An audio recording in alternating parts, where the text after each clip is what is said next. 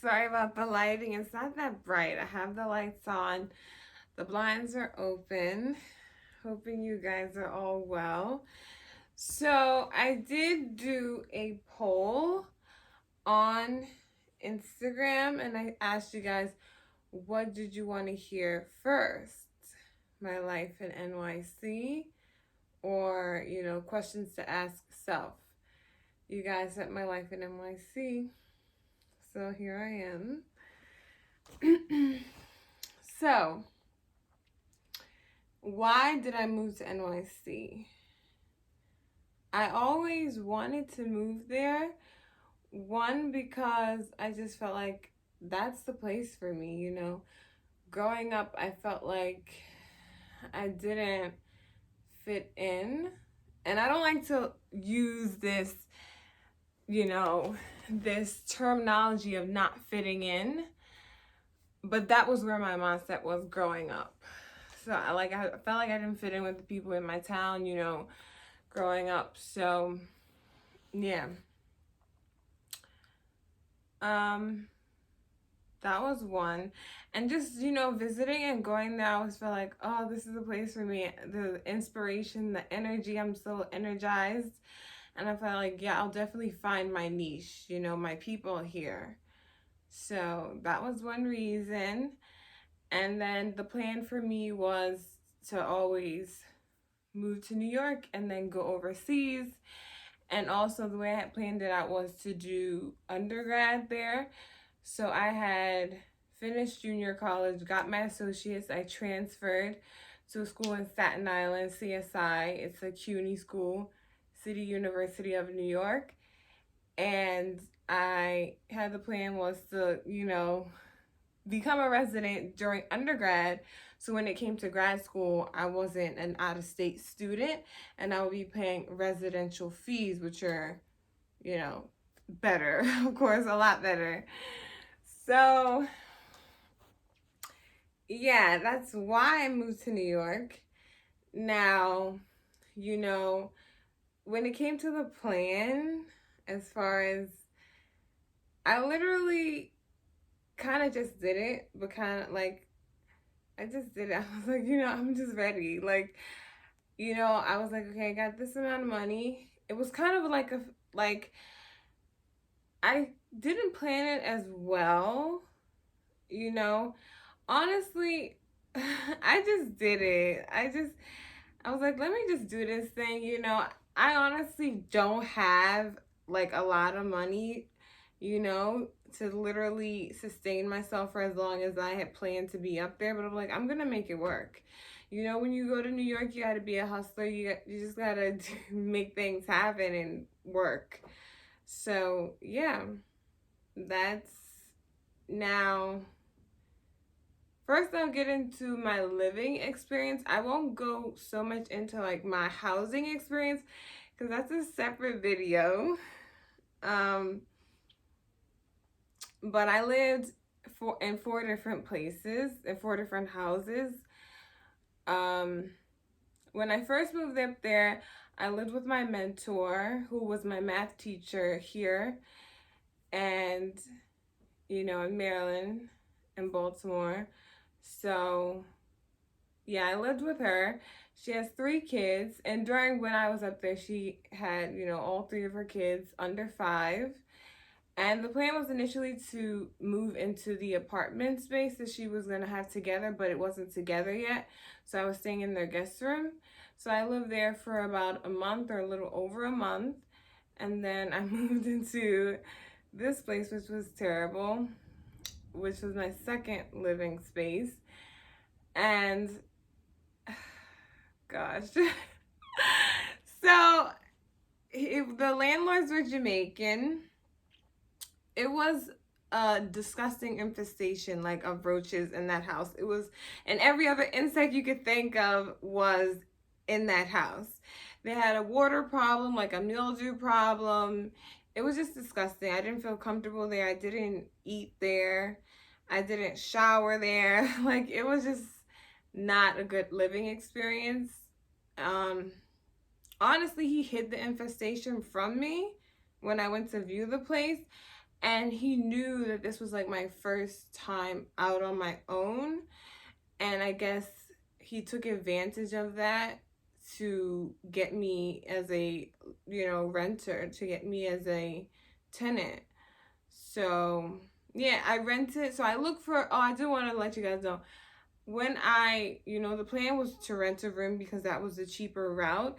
Because when it comes to getting an apartment in New York City, it's not an easy thing.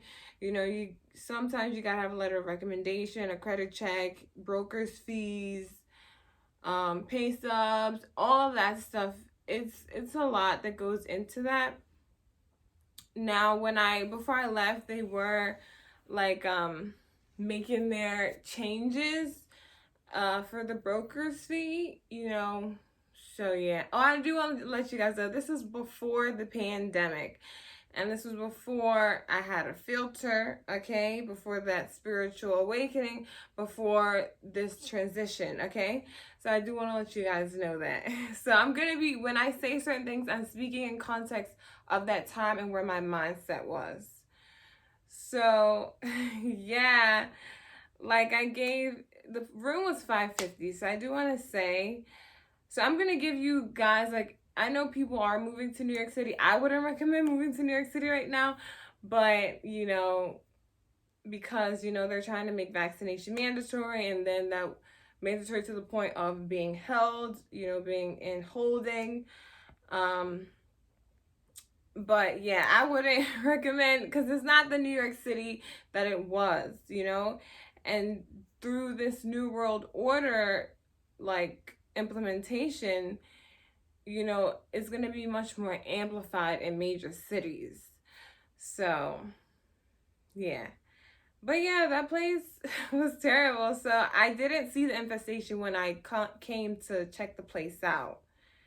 And it was $550, which is very low. And if you are going to get something for $550, now things are cheaper now due to, this change, the societal change.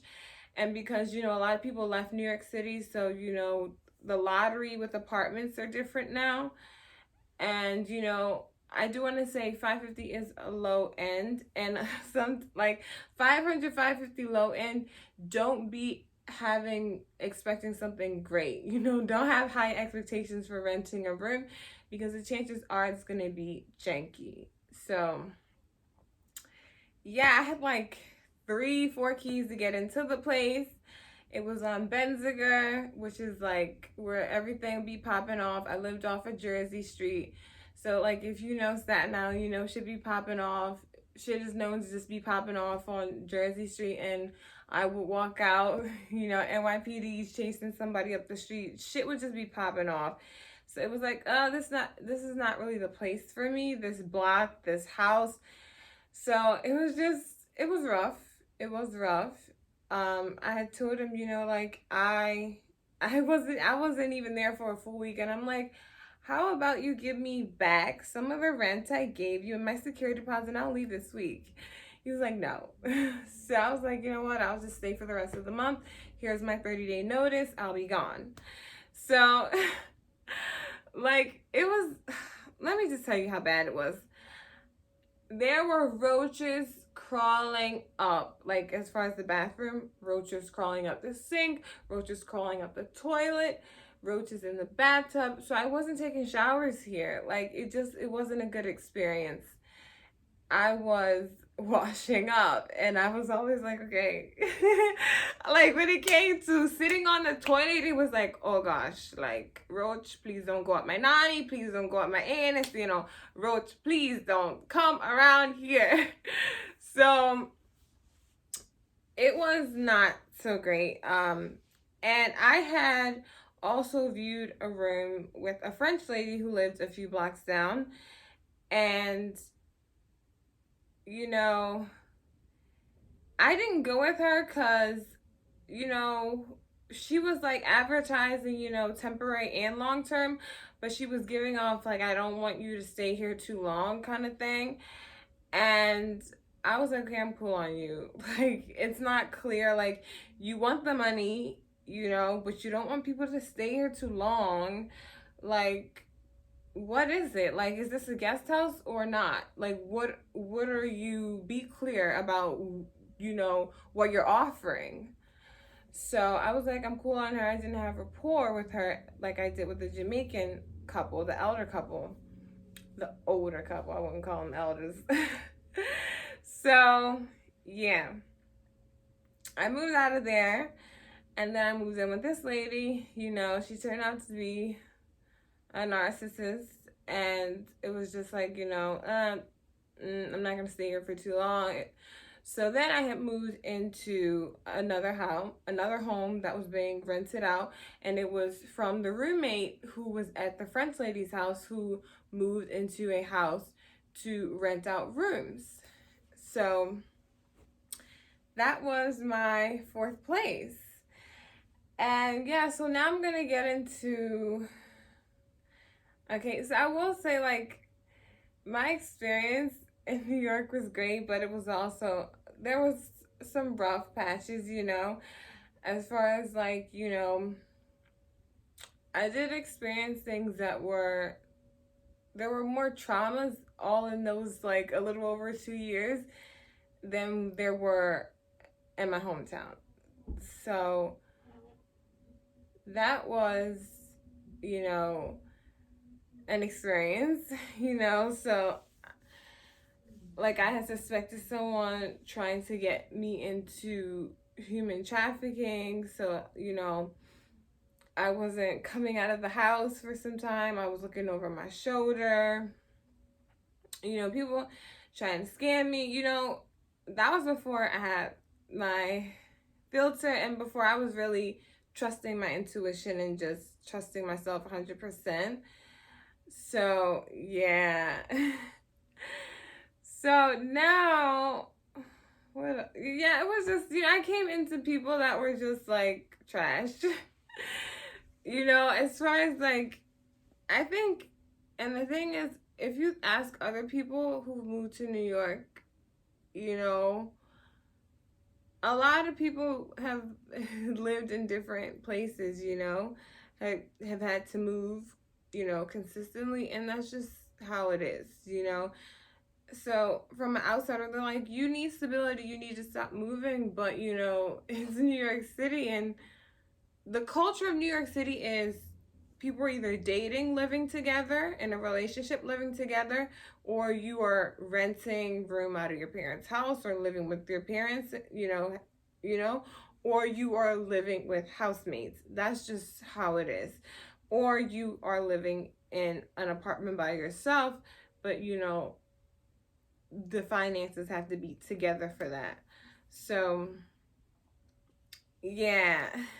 Now I'm gonna get in. I'm sorry if it's all over the place. I'm trying to be, flowing. But so I'm gonna get into like my advices now. So my advice.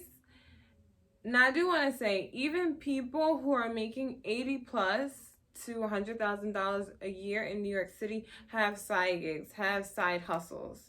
I had 3 different jobs I worked, and then during that time, one of those jobs I also had applied through this like temp agency to get side gigs. So when I was working my call center job at I'm not gonna say. If you know me, you know what I'm talking about. When I was working through I'm not gonna say, it's a transportation company. Yeah, so call center. When I was working for them, I was, getting gigs through the temp agency.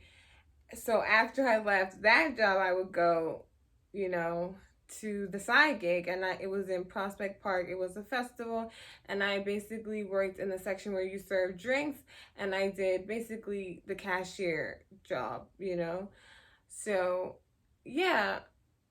So in New York, even like paralegals, professionals, they have side gigs because it is an expensive city.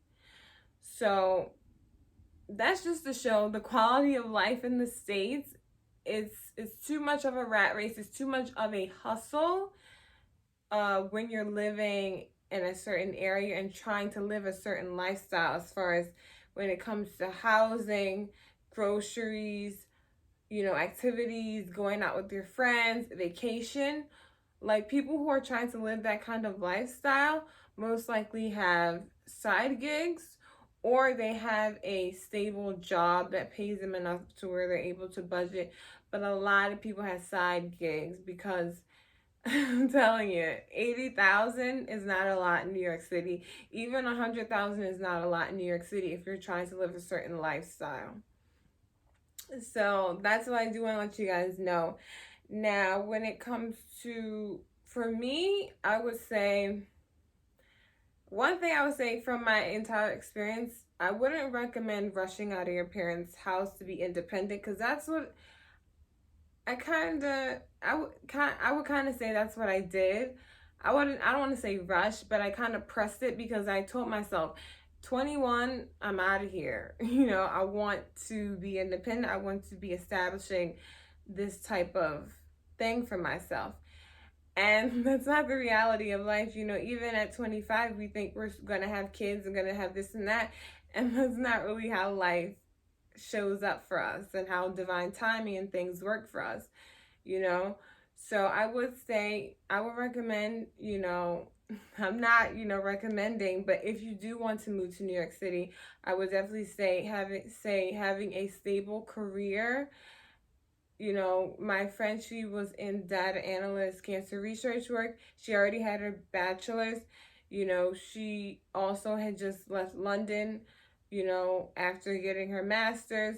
So she already had things that were going to secure her as far as like security wise, if you're thinking about the blueprint of how society is. So you want to have something that's stable for you, whether that's, going by the blueprint, going to school, having your degree, or whether you are an entrepreneur and you have things set for yourself and your funds are together to support yourself in a way where you're not struggling.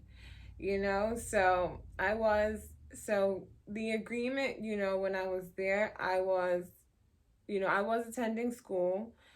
And I will tell you guys, the reason I didn't choose on-campus housing, because I did the math, it was $8,100 for me coming out of state. I was like, no, ma'am, that's too expensive. I'm going.